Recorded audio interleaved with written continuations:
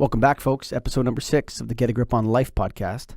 On today's show, we have Shukura Clarke. Who's Shukura Clarke? Well, she is a first-generation Canadian, born of Jamaican parents. She's a University of Ottawa grad, and she's passionate about health and wellness, but mostly she advocates for social justice. Her platform is a podcast called Issa Sisterhood. It's ISSA, and that's slang for It's a Sisterhood, and they discuss issues relating to the Black community, to women, to people from diverse communities, and they discuss those issues on the show. I've listened to a couple episodes, actually. It's pretty interesting. So check it out. The link to that will be on our website, and you can click on all of Shukura's social media after you listen to what really an intelligent, well-spoken young woman. So thank you, Shukura, for coming on the show. This episode of the podcast is brought to you by Get a Grip Studios. That's right. You're here now. Right now, you're watching me in Get a Grip Studios. Look, folks, I spent 2.5 years trying to bring my lighting podcast, get it off the ground. And I learned a lot of lessons and figured out a lot of stuff. And a lot of people think that when they start a podcast, they can just download an app and the next day they have the Joe Rogan experience. Well, guess what? It doesn't work that way. It may have worked that way in 2007. It doesn't work that way in 2018. People expect a lot more professionalism from the content they consume online. So if you're a subject matter expert in a field, or you want to create a video blog or to reflect your brand, or you want to get your message out there, check out getagripstudios.com. We can help you with the recording, production, distribution, social media, all the parts of putting out a professional podcast. So go to getagripstudios.com. But for right now, check out Shukura Clarke on episode 6 of the Get a Grip on Life podcast. Hello, Shukura. Hi. How you doing? I'm doing pretty well. How are you? Good. So I checked out your podcast. Yes. Tell me what ISSA, I don't want to mess it up. What is it? Yeah. That's really funny because even in our recording last night, I felt like I had to explain to people what Issa is. Okay. It is pretty much a short form of It's just like Issa. It's actually like slang. Yes. Yeah. Okay, so Issa Sisterhood. Yeah, Issa Sisterhood is the slang. It's a sisterhood. And that's what my podcast is called. And yeah. And how are you one of the people that thought of doing that, or was it all of you together? How did you guys come up with the idea? Yeah, so I was really excited. It was based off a Facebook group, actually, and it was a community of women of color on this Facebook group, and everything was just so inspiring on that group. Like people would talk about their relationships, their jobs, if they got a new boyfriend, they would post it, and they were super excited about it. And it was just such a great community. Mm-hmm. And I was like, I want to bring this outside of just this Facebook group. Like, I really want that sisterhood to be felt in the community. So I naturally went into the group and I said, does anyone want to start a podcast? And yeah, so I got together a group of girls and we kind of worked out all the logistics, and I found some really great girls. I work with Jas, Chineen, and Kerry-Ann, and we all run that podcast. It's a sisterhood. Yeah. And I've listened to it a couple different episodes here and there of it. And most of the time, it's a fun environment. Yeah. And then you get into some harder, more difficult topics from time to time. What's the transition from, hey, what did Drake wear to the awards with his girlfriend, and who's his girlfriend this week, and kind of that sort of light touch, what's the makeup, what the dress was, kind of that sort of girl talk that you would find anywhere. And then you guys kind of get into some harder issues and you try to unpack them a little bit. How does that what is that transition like from those different, because you're going from basically, hey, this is fun, to like, ooh, what's that like? Yeah.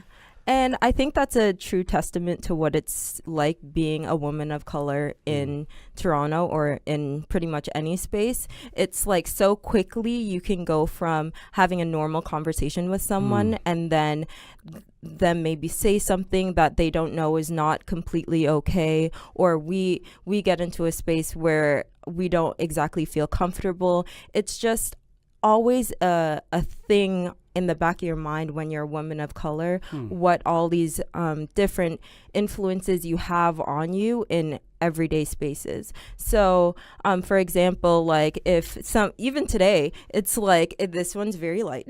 This is your volume. If that's too loud, by the way, if you want. Oh no, I'm literally talking about these headphones. Oh, okay. So it's like we go into a podcast. We actually don't record with headphones because most of the time our hair's too big to put them on. I had these ones. I had these ones because I do a pod. It's interesting. I do a podcast called the I Am Not Alone podcast. Yeah. Which is that's a bit of a heavy topic too. It's for the Pregnancy Care Center. Okay. And it's for women that are vulnerable and either have had an abortion or want to give birth and they're in a vulnerable situation. Yeah.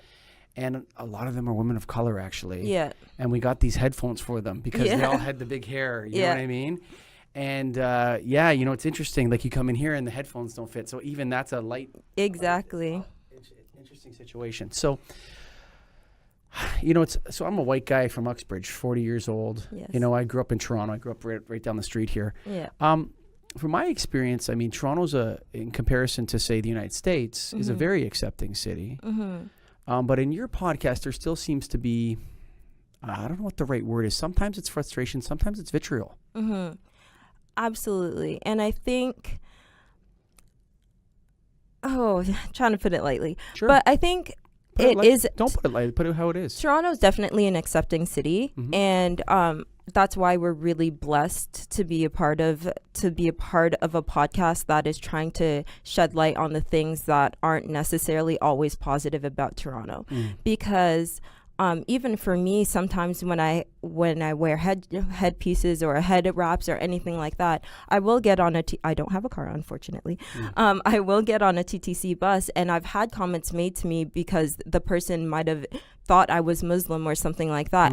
And these are things that have happened to me in recent weeks. Right. It's not things that are just, little tidbits of things. I've had people call me a wide range of names in the city streets. You know what I mean? And I've also had unnecessarily. Unnecessarily. Like I don't mean like there's never a reason, but just for no reason. For sure. They don't know you for no reason. And I think it's also a struggle just being a black woman, and people sometimes say things that are a little bit ignorant, and then you also have to deal with that. And it's not like we were speaking on it yesterday.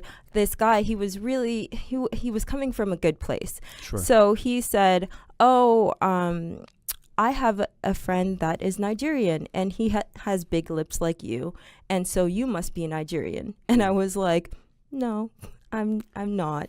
I think he was trying to. Did you know this person? No, but it was in a situation where I had to keep my professional cool. Sure. So it's just, I feel like What if he asked you if you were Nigerian? He did. No, what if he didn't say the lip part, though? What if he just said, are you Nigerian? See, and that's the thing we were also speaking about, because it could have been cool there, right? Yeah, I mean, like, had I said no, and he was like, I think it's weird to make a comment about a woman's body that you don't know the exactly. woman, whether any race, ethnicity, or background. Absolutely, and I think the big lit comment just pushed it right into the whole kind of microaggression race area, which is a very gray area, and that's the thing. That's what my podcast mainly wants to put forward. It's like, we know all the time these comments aren't made from a bad place, but they still need to address and need to be dealt with. And I also have friends that I've grown up with that I know I love them. They are so sweet, but sometimes we all just need a reminder that some things are not, they're just not meant to be said. Sure. But I think the main thing I want out of all of this, and the main thing we're trying to push right now, is that most people just want to live their life. Like, they just want to eat, they want to party, they want to hang out with their family, they want to make some money, and that's what we're all relating to and trying to relate to. So even though we are bringing these topics to the forefront, we also just want to have a good time. At the end of the day, we're you just probably have the same. Yeah, I feel that there's like a good vibe, and then every now and then, you guys transition through these areas and you touch on them, and then you want to get out of them, kind of. Yeah, and because it's heavy. Else. Yeah, it is a little heavy. What now?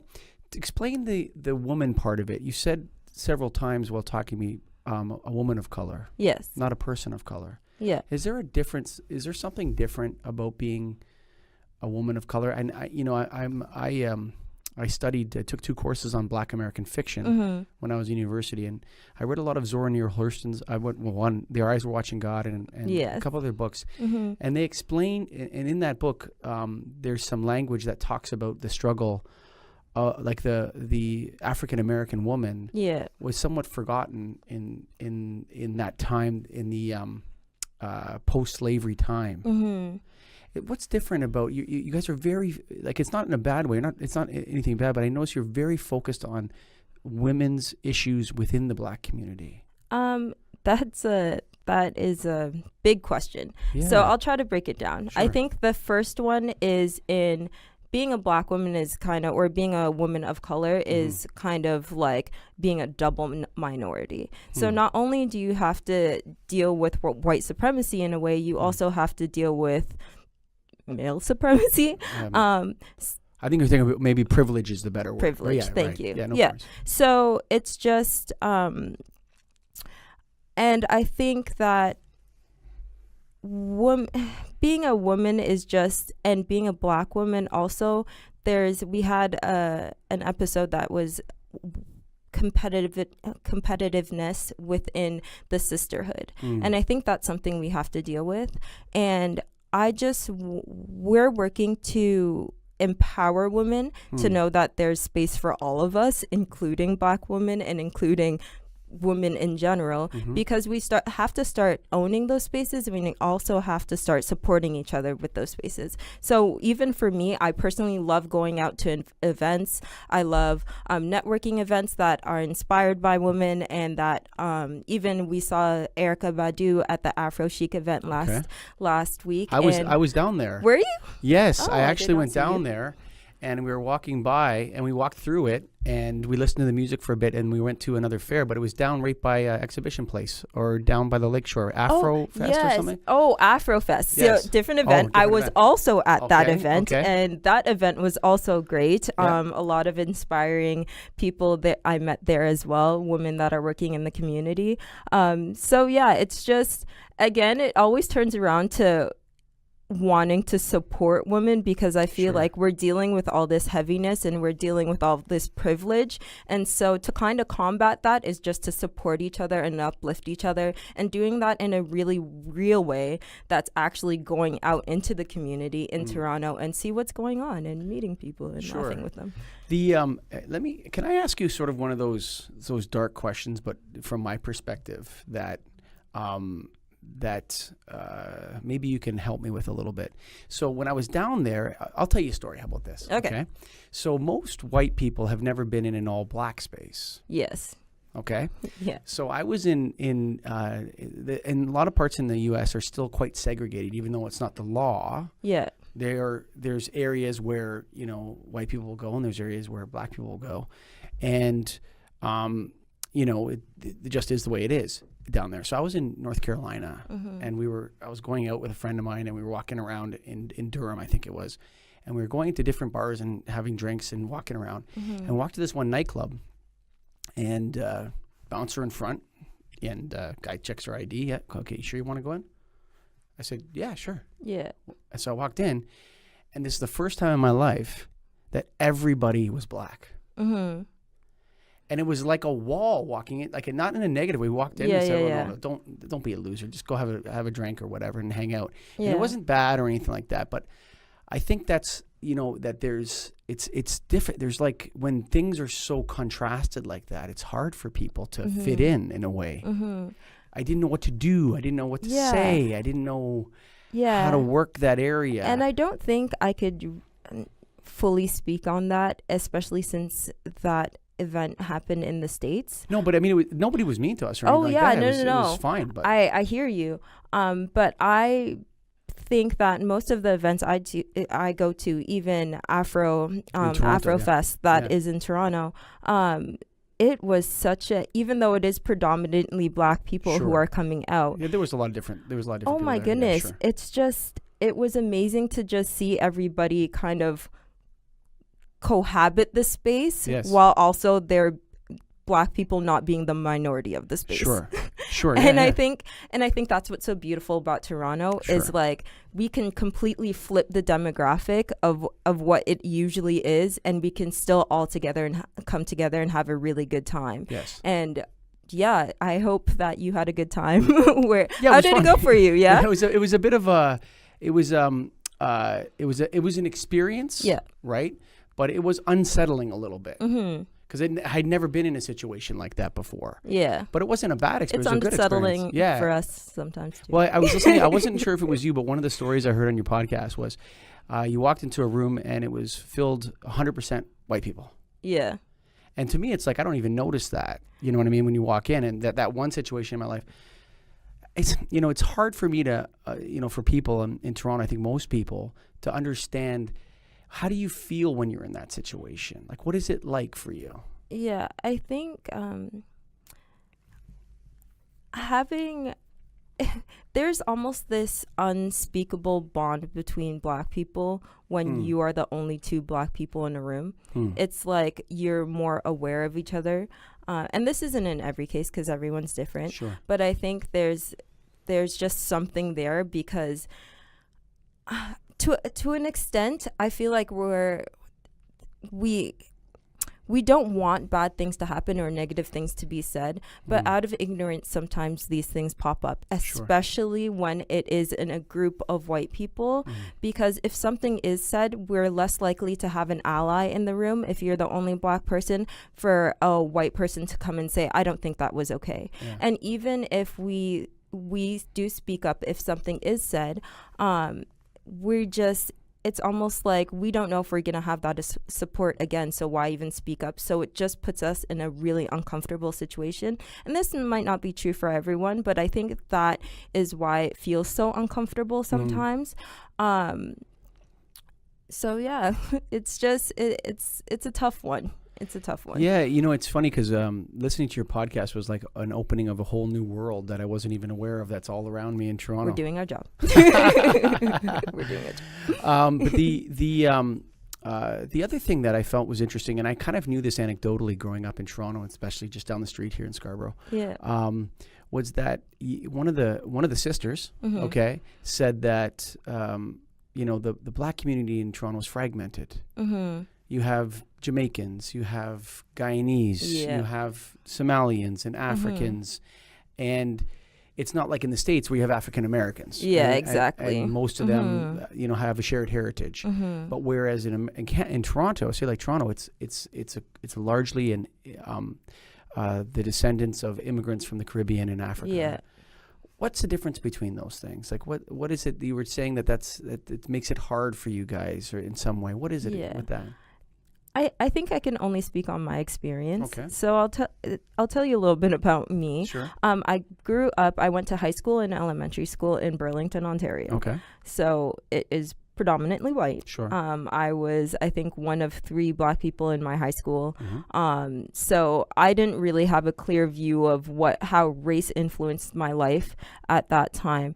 And then when I went to university, I went to Ottawa. So I went to the University of Ottawa, and in Ottawa, there's a lot of Haitians, and there's a lot of Nigerians, and there's a lot of Congolese, and there's a lot of people from Burundi. And so it wasn't even my culture necessarily. Sure. Yes. But I still felt very accepted there. Okay. And I think that gives me a unique perspective because I really don't feel fragmented. I just see the Black community as like my home as a whole, which I think I have the privilege of having that feeling. What's your background? Where are you? So I'm Jamaican. Oh, you're Jamaican. Okay. Yeah. So completely outside of born in Jamaica or born here? I was born here. Okay. I lived there for a few years, but I came back here. So it's been truly a blessing to. You know, it's cold here and warm there in the winter. Oh, you don't have to tell me. I feel like my Jamaican blood still runs through me very heavily, so it's almost like I'm allergic to the cold when it comes around. I'm allergic too. Forget about it. Yeah. Yeah.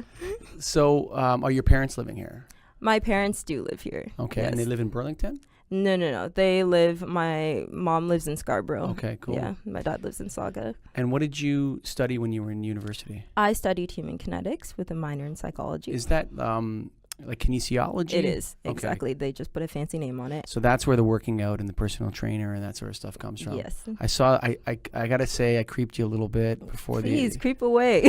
I saw that deadlift. I mean, that must have been, what, 200 and something pounds there? I don't even remember. I've recently been off the gym a little bit. Okay. Don't tell anyone. I won't. But yeah, that was when I was working out. That'll be our little secret. Yeah. You know what? Catch me next summer. It'll be a different story. Cool. Do you like working out? I love it. Do you like training people? I love it. Yes. Okay, you're the second trainer we've had on the show. We had another trainer on, and he said the trainers are part psychologist, part trainer, part nutritionist. Absolutely. Yes. When you're training, do you train men and women? Yes. Okay. What do you like better? Or neither? I think both of them have their advantages. I think I also used to be a cadet when I was in high school, or I was in ground cadets, Okay. In Army cadets, and I loved it so much. I know now I got into makeup and I like to put on fancy clothes and stuff like that, but I also have this side to me where I like spending like weeks in the bush at all time. Like, so you're a badass too. Yeah, like, so I think it's pretty cool when I get to train guys, because I all get to be like that little powerful person in their life, and I'm like, yes, you're gonna hit that deadlift and we're gonna, you know what I mean? But also I'm like, really, you're doing a good job with the women I train. So yeah, it's really cool to kind of adapt to each person in training. I think that's what I love most about it. So with Toronto, the situations like political situations. Yeah.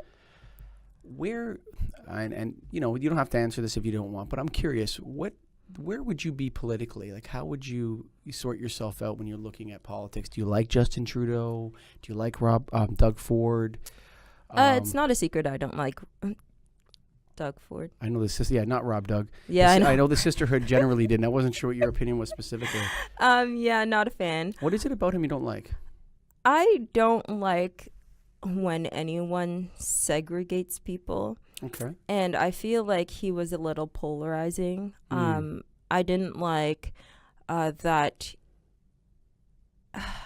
he was just sweeping a lot of people under the rug. Like, when you're not supporting the LGBTQ community, and when you're not supporting people of color, when you're not supporting women because you're speaking about repealing policies that are in place to not have people outside of abortion clinics and things like that. Those are things that on a personal level really, really make my blood boil. So that's why I don't support him in any capacity. But also I respect people's right to make their own decisions, and he's here not by my choice. I think he's here because of the incompetence of the previous administration in many ways. You know, they kind of, I think there's also, I think Canada's natural ruling party is the Liberal Party, right? In the middle. But I think that they messed up so bad. And there was, and most people are not going to go NDP. It's, that those center people they're not going to go in that direction. So it's one of those things where you can only behave so badly, like on a party side before it goes. I thought a really smart, interesting observation on your podcast, though, one of the girls made, was how similar the provincial election looked to the U.S. presidential election. Oh, absolutely. I feel, especially for a person of color or a minority of any kind, it was just like, we get brushed aside so easily, and that's exactly what it looked like what was happening in the States. That here it just seemed like it was happening he was just making so many, he just didn't care about us. It didn't feel like he cared about us at all, any minority community. He didn't reach out to the community, or what was it? No, like all the things I listed before. So he was just... I can see you're visibly. Yeah, I don't, because I don't want to get into it too much. Okay. But I just want to say, I think I know in Canada we were upset with the last administration but also I want to say, look at the whole picture. Are the rights being protected for everyone? You know what I mean? And I know it's hard because you want to be selfish. I want to save on my taxes. I want to have cheap gas. I want a dollar beer. But also look at who he's not protecting also, or look at who person's not protecting. You know what? Or look at who he is protecting. Absolutely. Yep. You know, maybe he obviously represents a group of people that don't feel the same way you do and don't care about your concerns. Or maybe maybe they're this is what this podcast and the studio is about for us, is maybe they're completely unaware. That's, you know, they could be completely most likely they are. You go to a town like Uxbridge or, you know, Burlington, or, you know, Burlington's kind of getting close to Toronto now, but you go further north and east and they're not, they might actually find the Issa Sisterhood, I found it entertaining and enlightening. They might find it offensive. There are times when you're listening to it where if you put on the wrong kind of hat or get the wrong kind of ears, you might get your back might bristle up a little bit, you know, if you're not open to, hey, it's a podcast, people are talking. Yeah. They're letting their feelings out a little bit. You know, you might have trouble with that. So it's an interesting dilemma for us. Let me ask you a little bit about what your plans are for the future of that show. Plans are for the future is to keep talking trash. Do you want to make money doing it?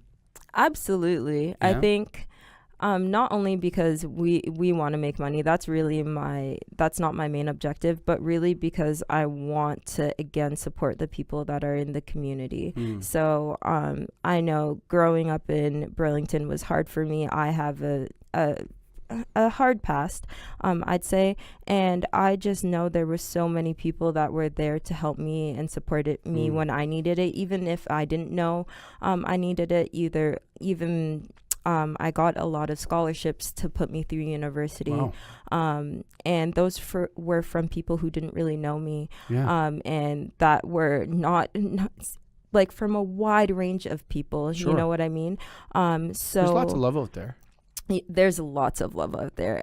So with the podcast, I want people to feel supported, and I want to empower girls to go to school. I want to empower women to pursue their business or whatever they want to pursue, and be financially supported in that as well, because there is a... Do you think that's harder for Black women? Absolutely. That's something the Afro Chic event was speaking on. So they had a panel that was there of Black people in the community, and they were all in the finance market, and they were talking about the economic disparity between us and everybody else, essentially. Yeah, you know what? So if you look at statistics, if you scrub statistics, if you take statistics and you say, okay, who's poor in Canada, which is one of the richest nations to ever exist in the world, right? Very wealthy country. Who's poor in Canada? Well, if you take out sort of the mentally ill and homeless people, people that, you know, those are different issues, right, than someone in the struggle. You know, what you have left is single mothers. Yeah.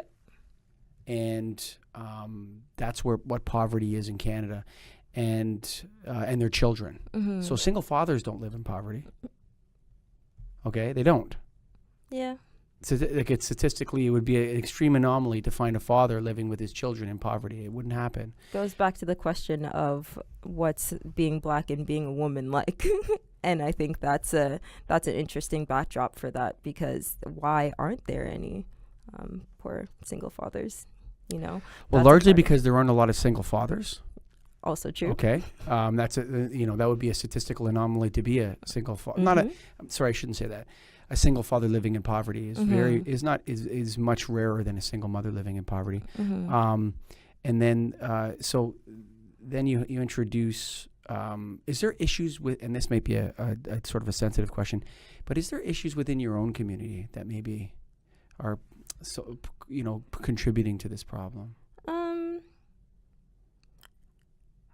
I think that the people I know and the people that I surround myself with and the people I meet and the people, we're trying. very hard not Yes, to be I in know, a better I position. get that. No, and I know you get it, but I just want to make it clear that we do have struggles, but I don't believe it comes from us not actively trying to build out of that. I find there's a problem not with pop culture and promoting a certain lifestyle that I find is for all people, consumerist lifestyle, which is I think it's causing some problems for people in terms of being able to form relationships, communities, individual relationships with people. Yeah. Do you find that as well? Yeah, it was something we spoke on. It was called Keep That Same Energy. If Keep you're it- that same energy. Keep that same Yeah. energy, right? So it's pretty much, if you're gonna flex on the gram, if you're gonna follow, flex on the gram. You gotta give me a definition there. What's that mean? if you're gonna go on Instagram, or if you're flex on gonna the gram, go okay. on social media and pretend you have all this Matt's money, laughing at me right or- now because he knows what he knows what he's doing. or you're gonna watch all these people who have money and you try to emulate that and you really don't have it at home, that's a big problem, and that's Yes. a part of the problem as a whole. And so you got to keep that same energy you have in your life that you're gonna put on the gram or put outside in any capacity, you know. On the gram. Yeah, on the gram. Wow. Whoa. Got some slang in there. Yeah, that was awesome. On the gram, I got to get that one down. There's another issue I wanted to ask you about. Oh, geez, it just slipped my mind. It was right there. It was following up on that one. Well, so coach, you guys talk about coaching people. That's come up a couple times. Yeah. What is that? What do you mean by that? I mean, a lot of people would take offense to that. You know what I mean? To coaching what? Well, they were saying, like, we got, I have friends that, are very respectful, but sometimes they say things that, gosh, I wish they wouldn't say or whatever. Yeah. And we need to coach those people. Yeah. It's not in a disrespectful way at all. What do you mean by that? I think coaching people is just like teaching people that it's like, that might be a bad. No. I think it's hard to find the right words maybe to express what you're saying. I think it's just about letting people know what's the right way to say things. Because even on our recording, we were saying microaggressions are really most of the time just... What is a microaggression? Give me an example of how I could give you a microaggression right now. So how would I do that? Yeah, if you looked at me and you said, your hair's really interesting. Your hair's really interesting. Mm-hmm. What if I said it looked pretty? Right? Okay. That's the perfect example. That's a weird thing to say to somebody. That your hair looks interesting. Yeah, that is a weird thing to say. Right? Or your lips are like my friend's lips. Are you Nigerian? That's really weird to say to somebody. I know. And I think that's what...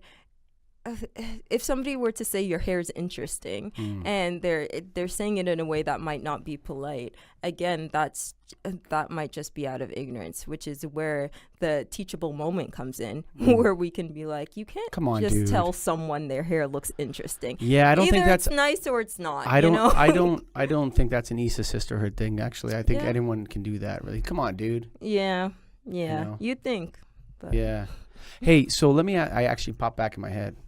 So explain to me cultural appropriation, if you know. Do you know what I'm talking about when I say that? That's a very, very, I don't know how to put it. I read an article on researching because as soon as I came across, I was fascinated by you guys, okay? I'm like, these girls got something going on here. That's interesting, right? Yeah. So I started looking up different articles, and they showed this picture of... I'm not sure, one of the Kardashian sisters, okay? And she had her hair braided, but as if it was... boxer braids? Is that what the black woman's braids that you would go, like you'd see how, how someone, a woman of color would do that. And the lady was saying, like, I'm not, hating on, Kardashian girl 3 or 2, whichever number one of those girls it is. Not that I don't dislike them, but I just get confused by which one is which. We do too. Okay, good. I'm not the only one. Okay, good. The only one. They're all rich though, but I mean, and she was saying, there's something fetishization. How can I say that word? It's not just that you like the style. There's a fetishization of the black female that's happening with the injections and the surgeries and that. when I researched for this, I was blown away by that, and I couldn't decide, as a white guy for Uxbridge, I guess I'm not really in the place to decide. Okay, how about that? Yeah. It's your feelings, not mine. Because you don't really need to. Right, but I was thinking, decide like, is that? I don't think it's freedom of expression, I suppose, but why does that hurt? So cultural appropriation is taking someone else's culture or pieces from that culture, using it, and then essentially discarding it when you feel like. And that's the problem we have. And that's what the Kardashians tend to do a lot. They take pieces of culture without any regard for how that's going to influence either this culture or how that's going to show the culture to other people that she's influencing, and then they throw it away whenever they can, in general, or whenever they feel like it, rather. So even, and again, going back to the woman in the black body, you have Kylie Jenner. You probably don't know which one that is. I know there's a couple out there. Yes, she's about to be a billionaire right now. Okay. She was the one with the makeup line. Okay. So she very recently decided to take out her lip injections. Okay. And so there was this huge wave on social media of people saying, now big lips are out of style. We need to we're not gonna do that anymore, because now they're starting to take out their injections. All of a sudden they're like, oh, you know what, we're done with that. So this is what black women were trying to tell y'all before, but now that Kylie decided she wants to throw that part of the culture. But why does that matter? Why does that hurt you? Because I sense that when I was listening to the podcast, I sense that there's something about it that bothers you. It hurts us because black women on the hierarchy, there's the white male, there's the white woman, and then there's the black man, and then there's a black woman, which is just on that scale. That's what it is. So essentially, I don't think you perceive it that way, though. I don't perceive it that. I think. But that's what it is. Maybe. That's what it is. Yes, that's just what it is. I'm a people lover in everyday conversation, but just for this case, that's what it is. So when you decide to take pieces of the black woman who is at the bottom of the food chain, so to speak, in society, use those parts and then throw it away, it's literally reinforcing that we can be thrown out whenever, or parts of us can be thrown out and disregarded and always at the bottom, because people can come take what they want and then leave the rest. And I think as a black woman, that's extremely hurtful. So now I was born with these lips. I think we were all born with parts of these things that people are taking from us and then deciding to throw back. And it's like, I find, especially now, it's extremely hurtful, because now that she decided to throw it away and everybody's taking out all these injections, it's like, what is that supposed to mean for me? Do you know what I mean? And I think you're beautiful. Oh, thank you. You're a lovely, beautiful young woman. So it's hard. Yeah, it's hard. It's funny how you don't. You see a word like cultural appropriation, you're not sure what it means, right? To people, but you're talking about millions of people's feelings. Exactly. That's interesting. That's a thing. And not only that, I also just want to say it's in the institutions as well, because for a time you have huge companies. You have huge cosmetic companies that are pushing all these things. They're only using models that have fillers. They're using models that are like in style, and now on the institutional level, we're going to be thrown out. So it's like, even in the images you're seeing now, the trend's going to change, and again, we're going to be left behind. So it's not only hurting people's feelings, it's also having an impact that way as well on and I think that's the most annoying. I don't think it's annoying, it's hurtful. And what you're saying is that it's hurtful. Yeah. That's interesting. So The only reason I don't want to say hurtful is because I really just don't, because it's so heavy, I just don't even want to let it affect my life. So I really just see it as an annoyance. Because if I see it of anything bigger than that, then I will be enraged. Why do you look to them for leadership or something? Why do we look to them for leadership? I don't know who Kim Kardashian is. I don't know. I've never met any of them. I've never seen any of them. Yeah. They literally bombard everyone's life. So it's not that I'm looking to them for leadership. Sure. It's literally they're being fed to me. So it's it's interesting. So I have 4 children. Okay, 3 girls and a boy. And I love children. Yeah, do you? Are they young? My oldest is almost 15 now. Oh my goodness. Yeah, she's a concern. Oh yes, I bet she is. Yeah, she's a concern. She's a concern. But she's a lovely girl. But she's a teenager now. I'm sure you remember those days. I was also 15 once. I was 15 once too. But I feel like the cultural appropriation is totally this pain that you're experiencing, like that. It's almost like it's like a diss, like a big diss or something.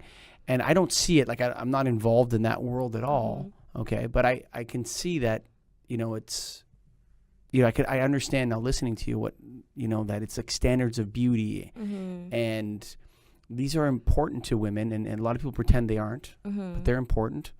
And, you look at young girls now, black or white, and you see that, there's a lot of pressure on them through social media. Yeah. There wasn't that, I'm not going to ask you how old you are, but when you were younger, you probably didn't have a cell phone in high school or like Instagram on your cell phone and all this sort of stuff and a constant stream of messaging at you and all that. But now that's a reality. Yeah.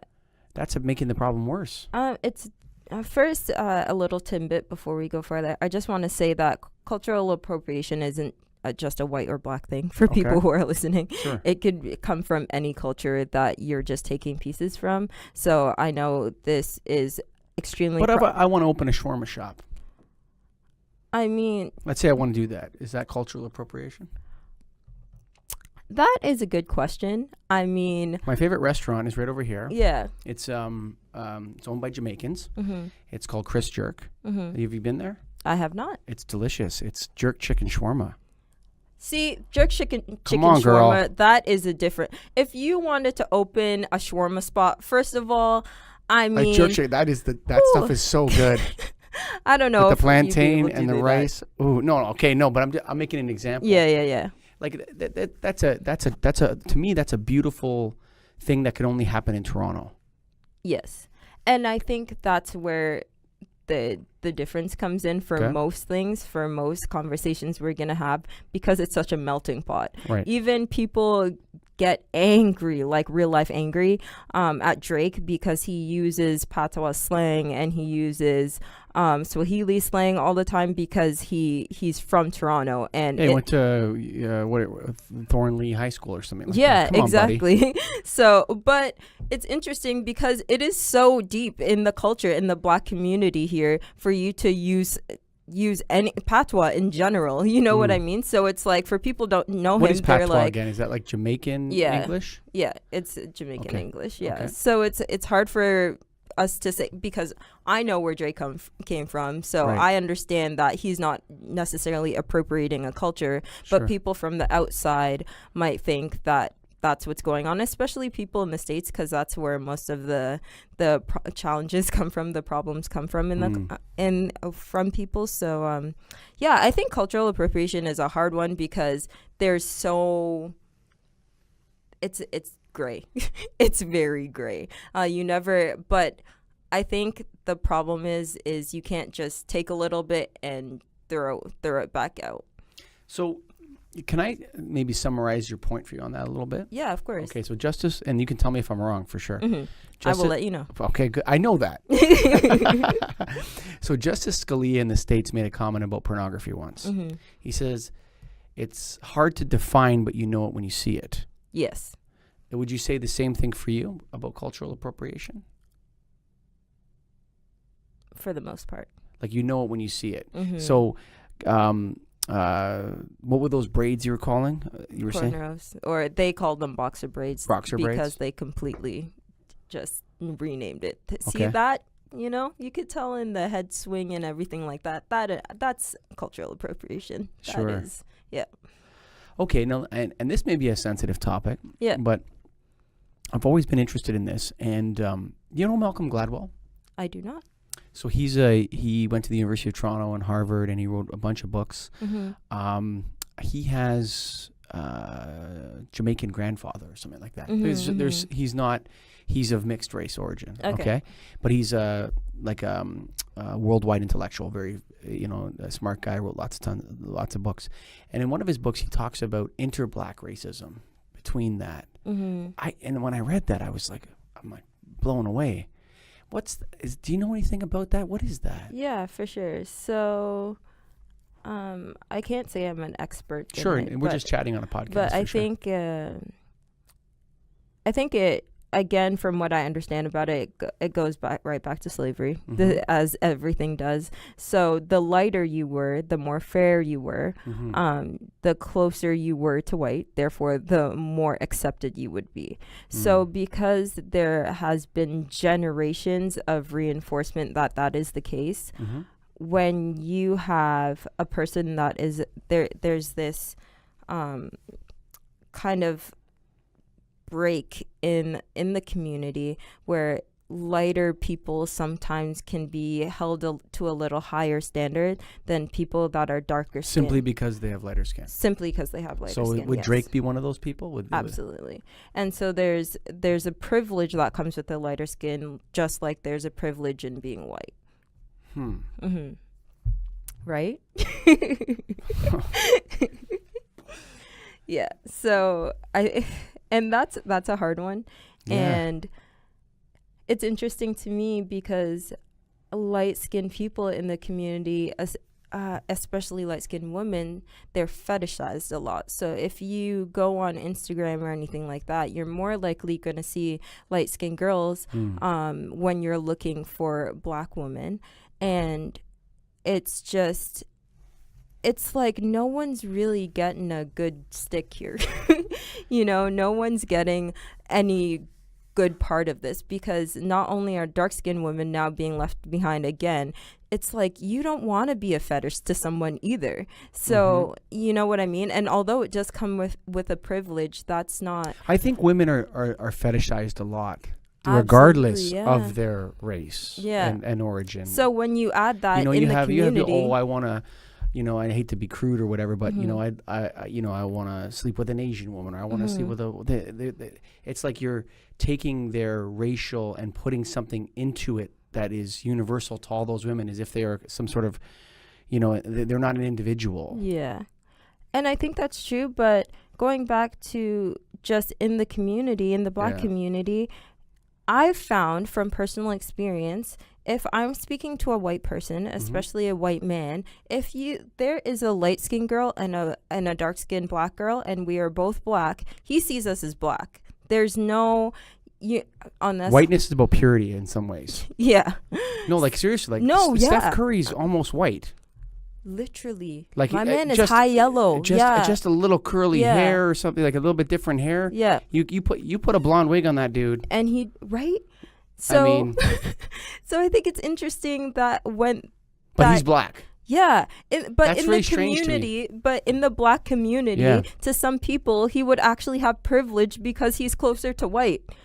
So, but how does that happen within the black community? Slavery. Like, what is it? It's like, it's interesting that people talk about, that seems like, when I read that, it's so insane to me how insidious that is. Actually, it's insidious. Yeah. Is it? Is there something internalized about it? Is it internalized in the culture? Is it? Like what? That really bothers me. It's internalized because a lot of, in general, there's a lot of lack of communication in the culture because, and I don't know why that is, because I am only 20 something. Yeah, sure. And that's what I really love about my generation and what's going on over here, because we are trying to speak on a world of things that were not being spoken on before. And I think colorism in the Black community, something we need to speak on. Finances in the Black community, something we need to speak on. I think how we raise our kids is something we need to speak on. We need to speak on that in every community. Right. But especially for the Black community, because it's impacting how we're going to move forward. Yeah. And I think, that's why it's so heavy. Yeah. There's a lot of arguments that when people live in poverty, they have a hard time having their agency and franchise. Mm-hmm. Do those words make sense? Like being, having, being able to express themselves in a effective manner. Yeah. They have to get out of the poverty first, and you have to be away from it in a way. And that's not necessarily an issue for just people of color. It's for everyone. Yeah, you need the resources for sure to be able to do those things. And even if you can't speak. I mean, if you feel like you can't speak to your family or friends, if you are in a different status, you'd be able to go find a counselor, or you'd have a good school with that may have programs, after school programs, and you meet a teacher that you'd be able to speak to. You know what I mean? Mm-hmm. Or you're just supported more. Mm-hmm. And I think that's also a big part of the issue. It's if you don't have the resources, you're not going to be able to dig yourself out of that situation at all. Yeah, it's there's one thing to say, bootstrap it up, work harder, and this sort of stuff, but it's very, very difficult. Some holes are hard to get out of. Yeah. Like when you're in a if you're in a tough spot, it's tough to get out of. It takes a lot of strength. That whole suck it up, I believe that for workouts, but when you're speaking about we're talking about social issues across classes of people. You can't. That doesn't work. It's an individual thing. Mm-hmm. That's pick up yourself, son. Mm-hmm. Do work hard. This sort of stuff. That's individual to individual. It's difficult when you're dealing with complex social issues to break it down to that. It's not appropriate at that level. Whew. We tackled some big ones here, Shukura. Yes, we did. Hey. Yeah, thank you for spending some time with me. It was really, no worries. really Thanks fun. for having me. Yeah, I really enjoyed it. I really appreciate conversations like this, because it's not all the time a young Black woman and I want to say middle-aged. There you go. I'll take that. I'll take that, Matt. White man get to sit down and That's what this is. That's what Get a Grip Studios is about. Yeah, that's what we're about. Absolutely. Because this is I listened to your podcast, and I want you to.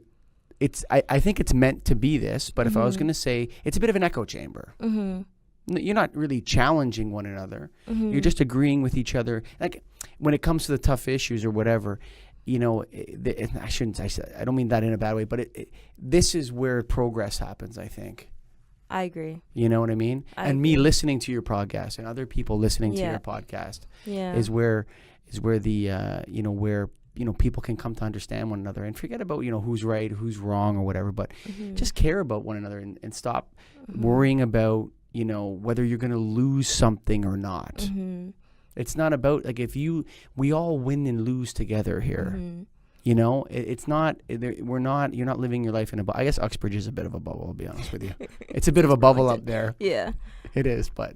And I think that's definitely one of our what our podcast is working towards. Sure. These topics are very hard to speak on, and especially if it's coming. Sometimes we say it in a very bleak way, in a very blunt way, where I can see how it would offend some people, sure, or to get them a little frustrated. But I think what I want to say is that it's always out of a place of love, and it's always I'm feeling nothing but love. Although it might be mixed up in frustration, sure. Yes. It's definitely coming from a place of love, sure. And we just really want people to, if you have questions, ask us, because again, this is what we're saying. I'm sitting here with you. It's when we're going to have conversation like these that are going to be the most effective for us to move forward. So if something rubbed you the wrong way and you listen to Issa Sisterhood podcast, really come and let me know. I would love to have a conversation with you, because we might leave friends, and that's you know